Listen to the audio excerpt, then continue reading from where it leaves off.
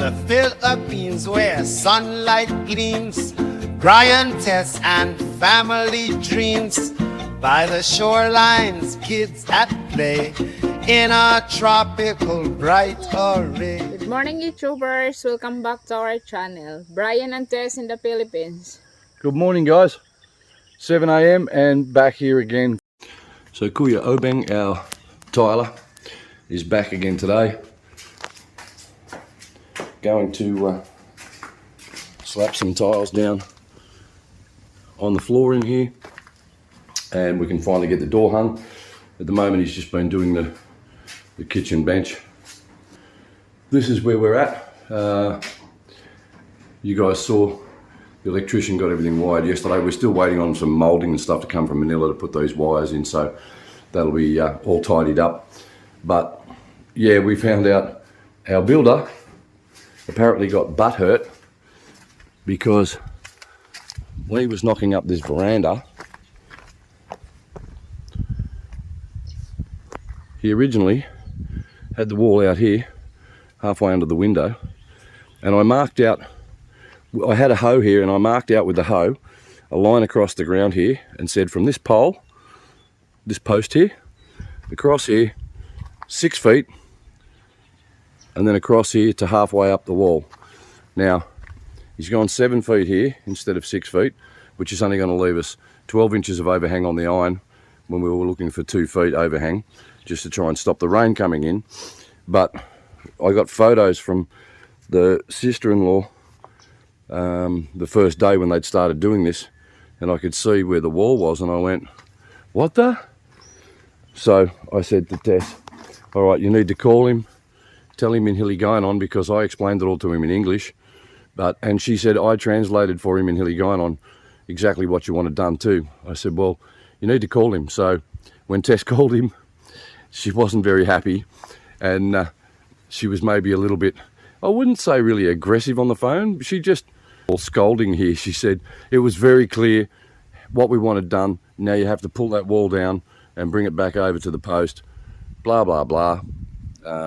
Long story short, that's why he hasn't been here yesterday and today, because I realised walking around, all his tools are missing, all his stuff's gone. Like he took his bat and ball and went home. Like seriously, grown man who makes a mistake and just can't be told. And he was told by a Filipina. Maybe that was the issue, but he's left it half done, the veranda. Not a huge issue. We can move on. We can finish that off with just Kuya Wendell and a couple of other guys we've got that are workers that are pretty good with brickwork and finishing and stuff. So, and one of Tess's cousins, Manoy Toto, he's a welder, so we're just going to use some angle that we've got laying around over here. We'll use the angle iron, and we've got some seat purlins and stuff here, so we'll use that for the roofing. So we'll get it finished, not an issue. But I just thought how childish and immature that you got butt hurt because you made a mistake and you were told that you made a mistake and to fix it. And apparently, according to the tilers here, that's his attitude. The same thing happened in Ballard proper before. He was working on a site and made a mistake, and someone scolded him about it, and he took his bat and ball and went home. Like, grow up, man. Seriously, shit happens. People make mistakes. Just move on. Fix the issue and move on. It's just unbelievable. So close to getting finished.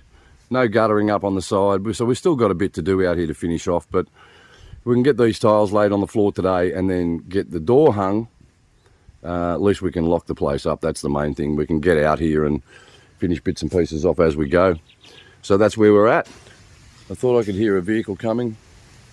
I thought, oh, sounds like a work van.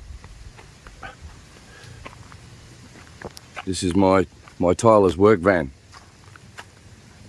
Him and his labourer. Transport, materials, everything. It's the same always in the Philippines. A tangkalan or a tricycle, and they will transport absolutely everything. Cows, pigs, horses, carabaos, materials, building materials, people, you name it. Everything gets transported by tricycle or tangkalan.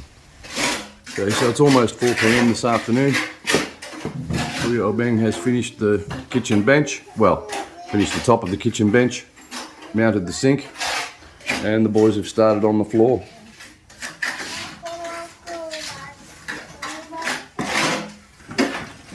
Almost knock-off time, and Kuya Wendell has been busy finishing off the tankal, the pig pen. As you can see, the tops on some of these weren't finished. The insides and outside walls were finished, but the tops weren't done, so Kuya Wendell's been practicing his finishing, and we still need to get some concrete floors in these 3 big ones here. Don't have any floors in yet, or any drainage holes out the back. So that's the task now, get the pig pen completely finished, get some gates on, so poor Darcel doesn't have to have a rope on her there at the moment, and we can get her into one of these bigger pens and get the house finished.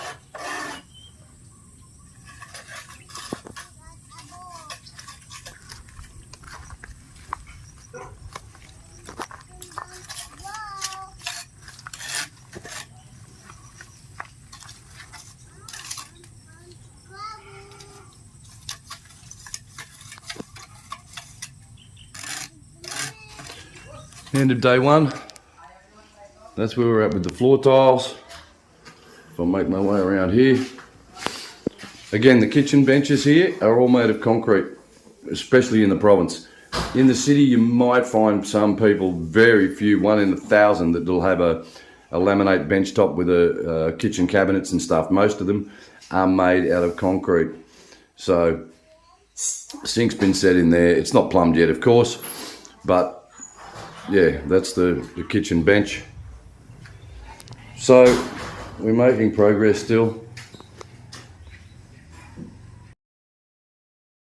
It's almost lunchtime, day 2. The boys are making some progress. The kitchen bench is dry up there. Very bad. So we just came back to visit Star Beach because Tess's sister's fiance, Kuya Ismail, is here from Turkey. So, and he just informed me today, he's been here since the 14th. Today's like the 26th or something, and he hadn't seen the beach yet at all in the Philippines. So I said, well, wait a minute. Okay, we've got to take him for a drive and bring him to see the beach. So we came to our favourite place, which is Star Beach, Palani. Hi, welcome here in Palani. And as a lot of you guys have seen before, Star Beach Resort here is right on the beach in Palani on Masbate Island. And the beach is usually never, ever crowded. And it's pretty much the same today. You can see, if I look up this way, there's one guy walking off the beach. You see down here, there's 3 girls. And you look over here, and there's no one. And this water is super shallow for about 200 meters out, so it's a perfect family place. Bring the kids. The kids are safe, they can play there. It's really, really nice. The water's always perfect temperature. And if you're from the east coast of any country, like I am, the east coast of Australia, you get to experience the sunset here over the water. It was the first time I ever saw a sunset on the beach. We'll get some video for the boys.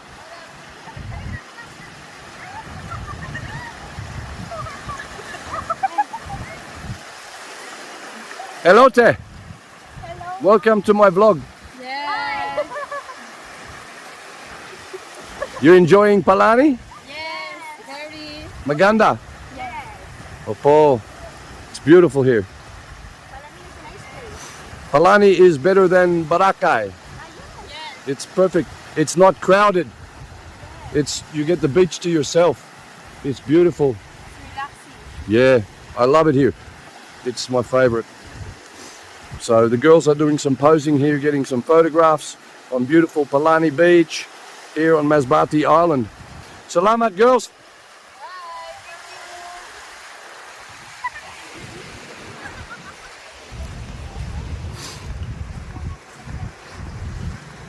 You can see it's low tide at the moment. This is the water line at high tide. And it's always such a great place. The atmosphere here at night, you get the videoke machine, and most of the guests will come out as soon as you bring the videoke out. We had a great party here one Saturday night with the videoke. We rented a videoke here. I think it was 1,500 for the 24 hours. And everybody just came out singing, drinking, enjoying themselves. And it's still my favourite place to come in Palani is Star Beach. And this is a really nice spot to sit. The bar.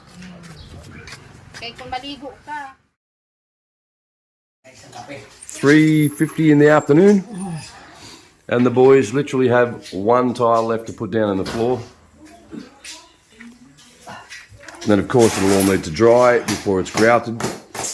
But yeah, once we've got the floor complete, we can hang this door. That's the main thing. Then we're at lock-up stage. Simple as that. So, very, very close.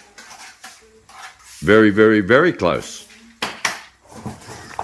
And while the tilers have been busy working in the kitchen, Kuya Wendell's been busy trying to remove all this gravel and stuff that was around the outside of the septic that the boys dug out of the septic, which he's been spreading on the ground over here, which is great because it's all gravel. And he's bagged up a stack that we'll probably use for the leach field down here, which we still haven't installed yet. The idea is if we get all this cleared from around here so it's not holding water, we can run the pipe down and put a leach field down here towards the rice field. And we've got most of this cleared out at the back. This was a total mess. Monday we cleared this out, and Kuyaton and I threw some hollow blocks down and just mounted the tank there for now. Temporary, we haven't got a slab there yet, so we've got our small trench dug for the drainage for the CR, which we haven't piped out here yet. But again, that's not going into the septic, that'll run down towards the leach field.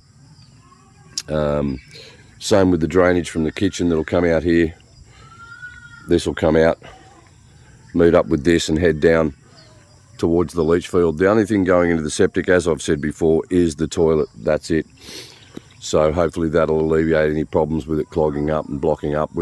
I know other people that have built decent sized septic tanks here, and they've got all their grey water going into the septic and they have problems with it filling up and blocking up. So let's hope having just the toilet going in there, nothing else, it's going to fix that problem.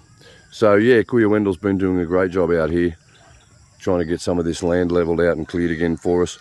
We've still got a lot of this shit here from the ant mound that Darcel was into.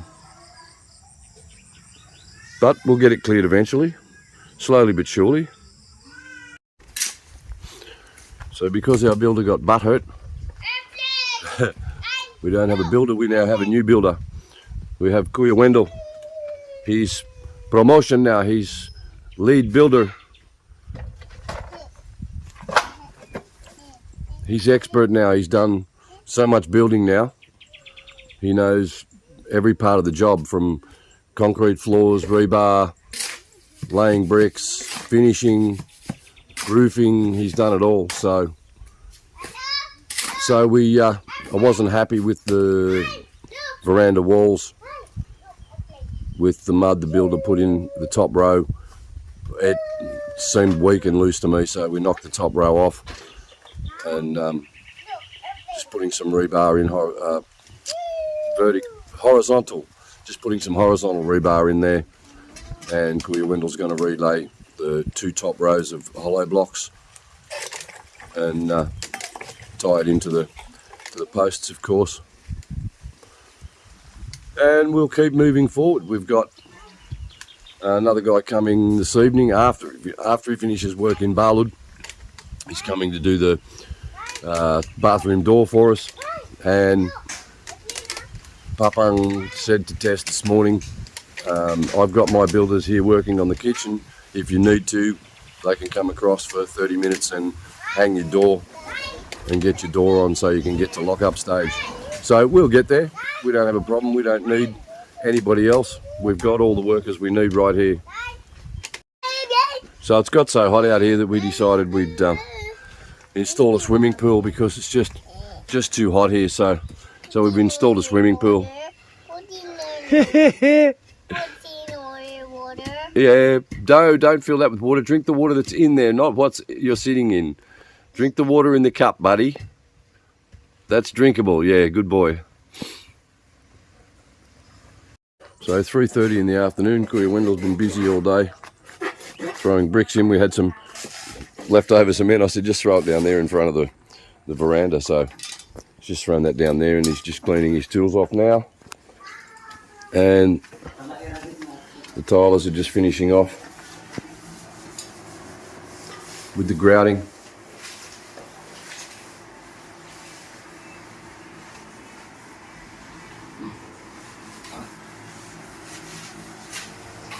Just sitting outside,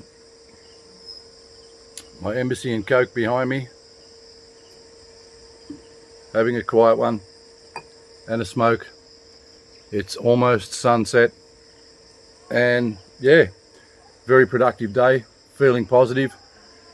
Not much I can say. We're very close now to having this finished and yeah, I'm excited. We're going to move the furniture in the next 7 days. Not sure what day, but as soon as we can get the floor tiled and get the door hung, we can lock the place up. Windows are in, veranda's almost finished, but that door needs to be hung so we can, I'm not putting a refrigerator and freezer full of food and dining table and microwave and stuff in the kitchen there and not having a door on. So we're close now. I didn't really want the solar all connected without being able to lock the door up, but that's life. We take a few chances, right? We live dangerously here in the Philippines. So yeah, a nice night for a whiskey and Coke. I had a long neck with the boys, the workers today after work. Still a little bit to do, but it's only a little bit now. A few weeks ago I was stressed to the max because we had to pull all that wooden frame down. We didn't have a kitchen. Everything was looking like it was going to be months away from being completed. And a few weeks later, we're almost done. So, very positive day. Got the pump working again today, so that was a good thing. Yeah, solar's installed and running on all 6 panels now. So we've got our 3.5 kilowatts of panels up and running. I've got a mate who's got a 1 horsepower split system in the city and not in a huge room, and it's pulling 630 watts of power when it's running. So I've no problem that a 1 HP aircon will run in that room in there all through the day, as long as it's a sunny day and we're pulling a couple of kilowatts of power out of the solar panels. The batteries are both fully charged at 24 volts. 26 point something, so they're chock-a-block, running the 12 volt 12 watt ceiling fan in there, 7.5 kilowatt hours of batteries. It'll run the ref all night long until the next day, no problems. And then in the daytime when the sun's out, we can run the aircon. I'm pretty confident that our little 4.2 kilowatt 4.2 kilowatt inverter with our 3.5 kilowatts of panels should be enough with our 7.5 kilowatt hours of batteries. For this little tiny house, it should be enough to keep our refrigerator and freezer running, use our lights and our fans, and use our microwave when we need to. The test will be when she brings the rice cooker here. But again, I said, if you're going to run the rice cooker, use it in the daytime when the sun's shining and you've got power coming in from the solar, and it won't make any difference. At night when the sun's gone down, make sure you've done all your cooking, your rice and stuff. Just get it into a Tupperware, put it in the fridge, and then get it out and reheat it in the microwave for a minute or two, and you're going to use a lot less power than if you're running the rice cooker at night for 10-15 minutes cooking the rice, because they use a bucket load of energy. So if we're sensible and we do our cooking in the daytime and just reheat stuff at night with the microwave, I think everything will be okay here. So very positive, very happy, enjoying my whiskey and coke. Thanks for watching, guys. See you on the next one.